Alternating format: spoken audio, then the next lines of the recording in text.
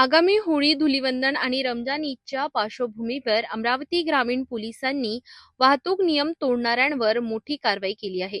चांदूर बाजार परिसरात राबविण्यात आलेल्या या कडक मोहिमेत शेकडो वाहन चालकांवर दंडात्मक कारवाई करण्यात आली असून लाखो रुपयांचा दंड वसूल करण्यात आलाय.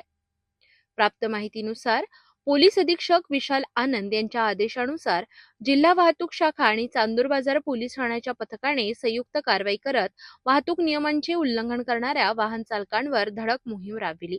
या मोहिमेदरम्यान अवैध प्रवासी वाहतूक करणाऱ्या वाहनांवर 3 गुन्हे दाखल करण्यात आले. तसेच विना हेल्मेट दुचाकी चालविणे, ट्रिपल सीट प्रवास, सीट बेल्ट न लावणे, नो पार्किंगमध्ये वाहन उभे करणे आणि मालवाहू वाहनातून मजुरांची धोकादायक वाहतूक करणाऱ्या चालकांविरोधात एकूण 189 केसेस करण्यात आल्या.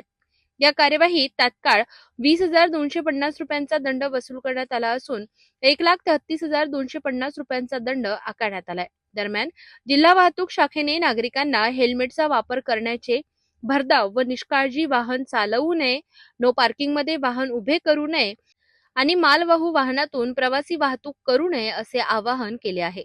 नियमांचे उल्लंघन करणाऱ्यांवर यापुढेही कठोर कारवाई केली जाणार असल्याचा इशारा पोलिसांनी दिलाय.